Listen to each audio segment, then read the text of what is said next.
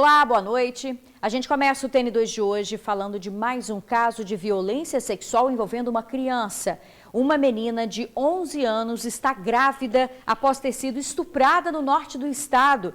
Quem tem mais detalhes ao vivo sobre este caso é o repórter Vitor Zucolotti.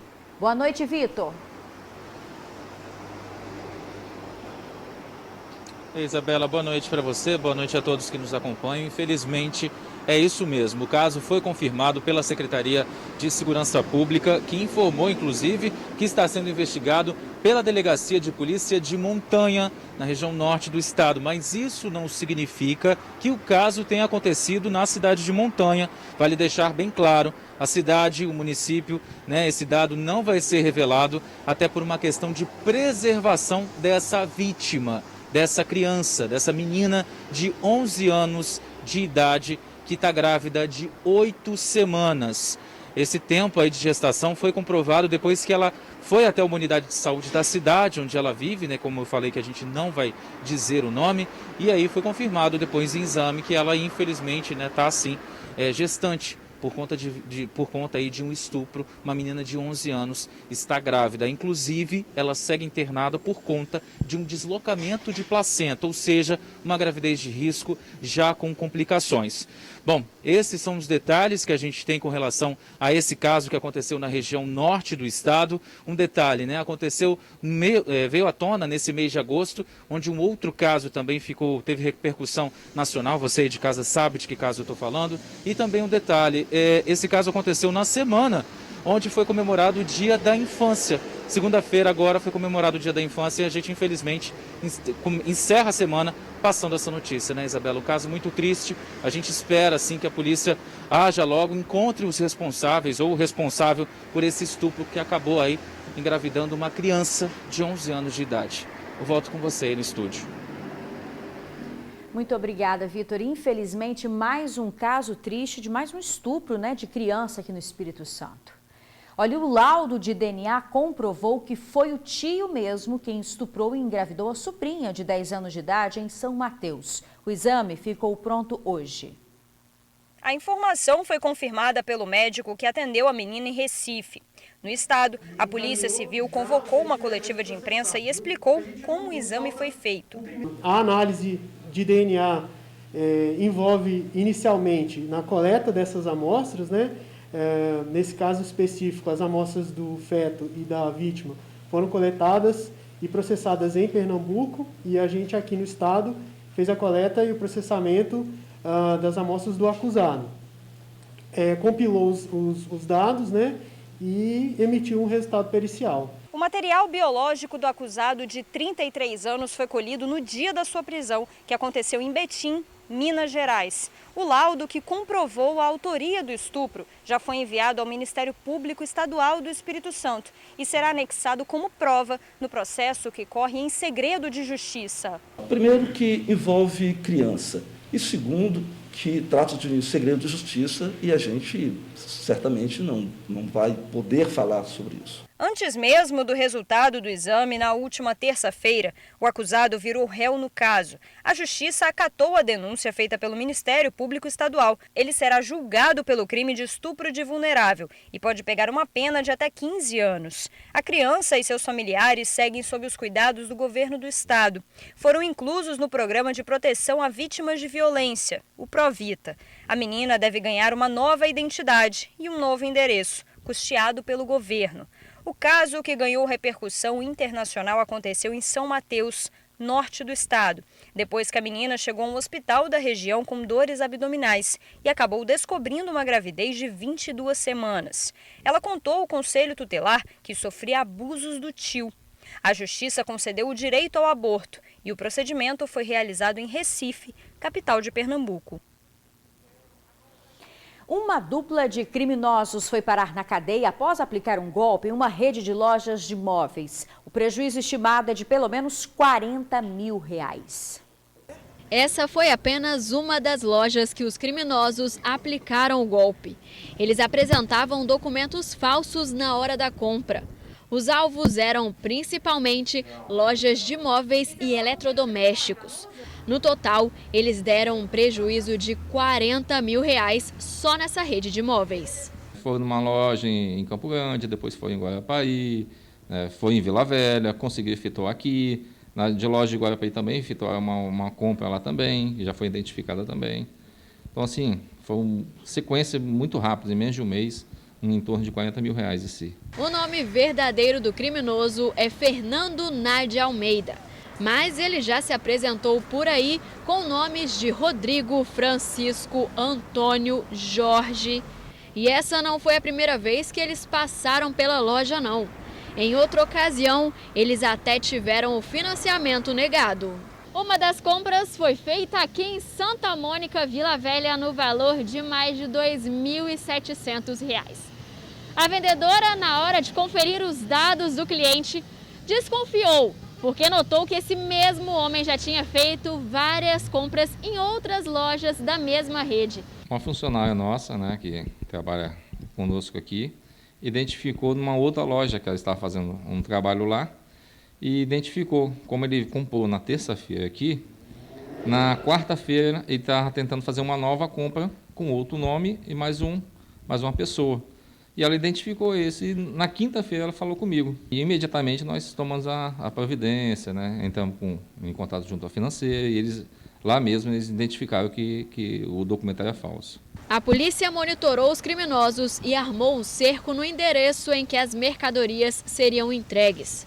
A casa fica localizada na Praia da Sereia, em Guarapari. Eles abordaram até antes o caminhão e falaram que iam fazer o transporte para um outro local, um galpão. Foi feito um cerco junto com a Polícia Civil e imediatamente eles, no ato da entrega, eles efetuaram a prisão. Depois de capturados, os estelionatários confessaram o crime. Justiça feita, agora fica o alerta para os comerciantes. Ficar mais atento a todos os documentos, a equipe todas são treinadas para isso, para fazer a verificação. Então, assim, toda a equipe de funcionários, crediaristas, o suporte, sempre estão bem atentos a isso aí, à fraude.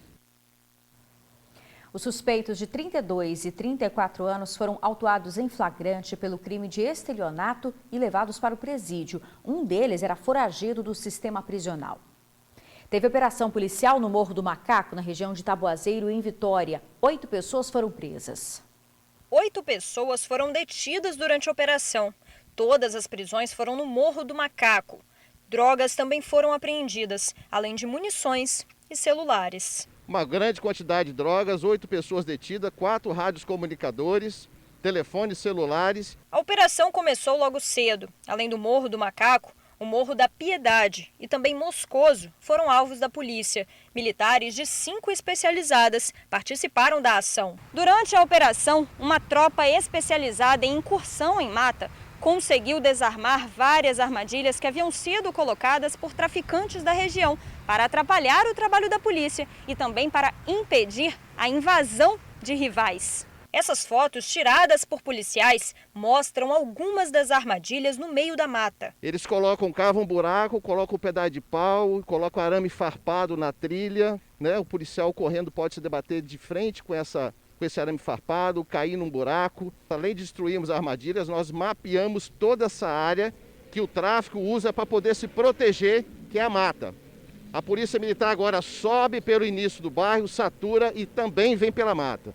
A polícia teve a informação de que um suspeito estava escondido, fugindo da polícia. Para auxiliar nas buscas, um drone foi utilizado, direcionando a equipe em campo. É aí mesmo, se eu seguir aí na frente aí, uns 100 metros o senhor vai sair na pedra. Então, se bater o cachorro... Não vai ficar só restrito a Piedade, Macaco e Moscoso. Outros bairros que a nossa inteligência está detectando indivíduos em via pública, armados, tentando coagir as comunidades, serão alvo de operações iguais a essa.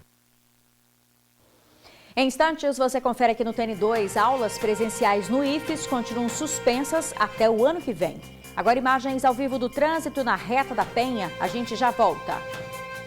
As aulas presenciais no IFES só devem voltar no ano que vem. A decisão foi aprovada por causa da pandemia. A instituição prepara um novo calendário com as datas previstas para encerramento e início do semestre letivo, além de um novo cronograma para ingresso no ano que vem. O IFES também está definindo as regras para os alunos que estão em fase de conclusão de curso. As atividades administrativas continuam sendo feitas de forma online. O número de casos de Covid está caindo aqui no estado. O Espírito Santo teve uma redução de 46% no número de novos infectados. Segundo a Secretaria de Estado da Saúde, nos últimos 14 dias, a média diária de casos confirmados passou de 904 para 485. As mortes por Covid também tiveram uma redução. A média diária atual está em 17 óbitos, cerca de 14% a menos. E a taxa de transmissão da doença está em 0,58, que significa que um doente está infectando no máximo uma outra pessoa. Agora a gente atualiza para você os dados do painel Covid de hoje.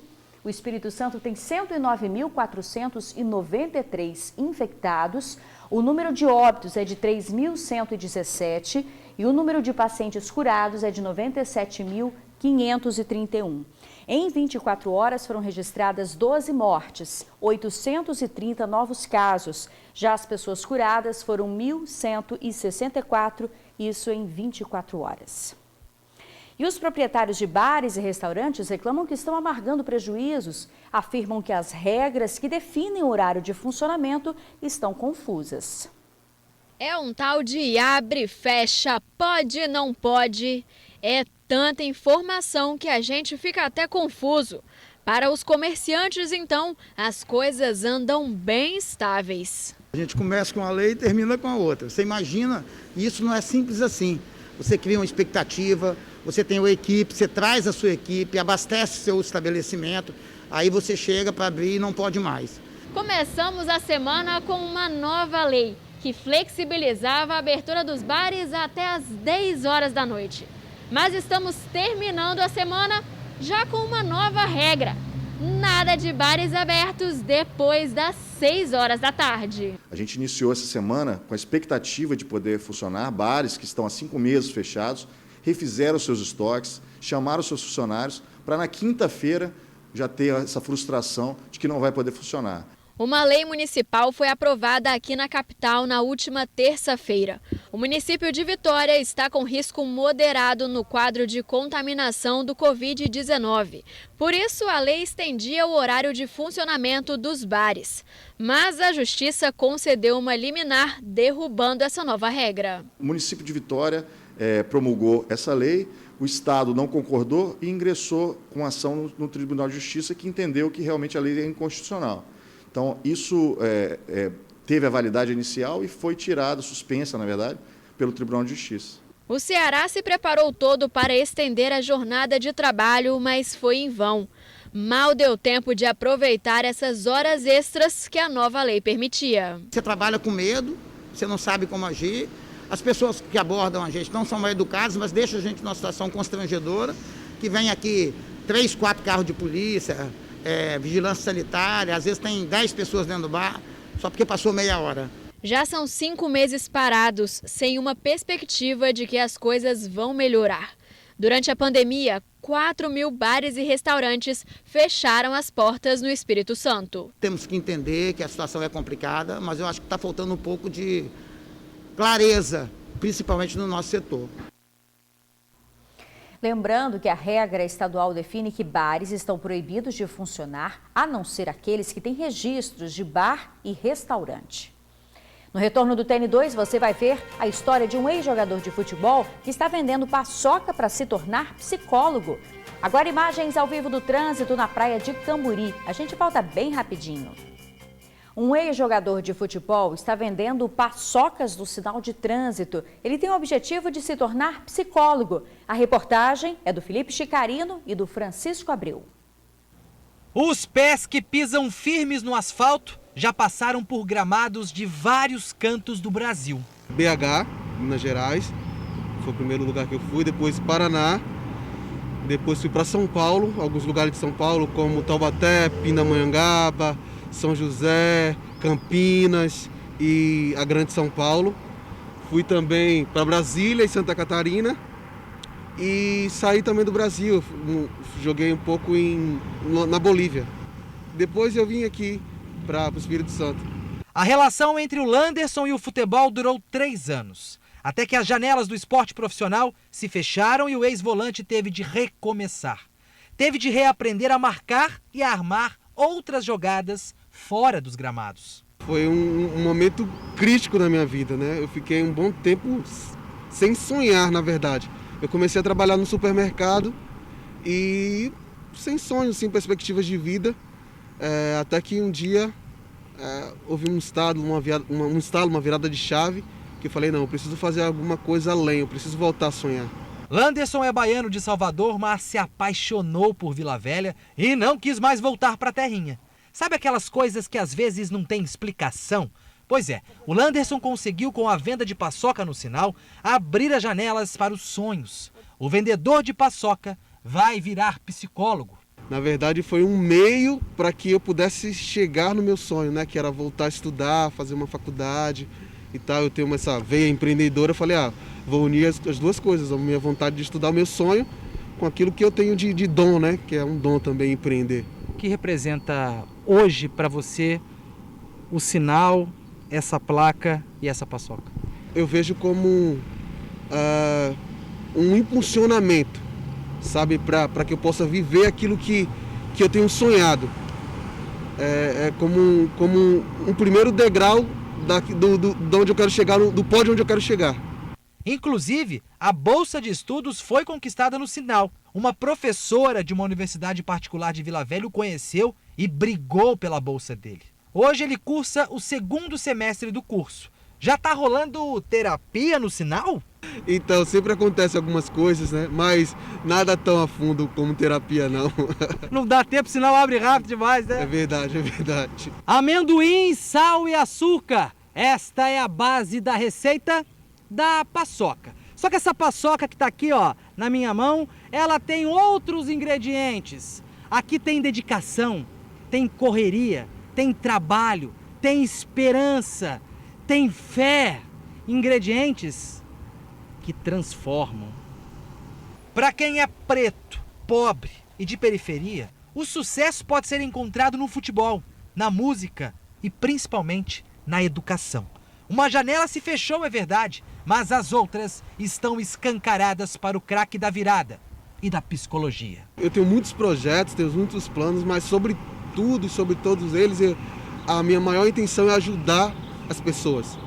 E até jogadores de futebol, os atletas, a comunidade onde eu estiver inserido. Eu acho que o mundo hoje passa por uma transição e vai precisar muito de psicólogos, muito de psiquiatras, pessoas da área da saúde. Então eu quero poder ajudar as pessoas. Linda atitude, parabéns também pela humildade, pela força de vontade. Olha, o Convento da Penha volta a liberar as confissões presenciais a partir de amanhã. O atendimento será feito com agendamento por telefone.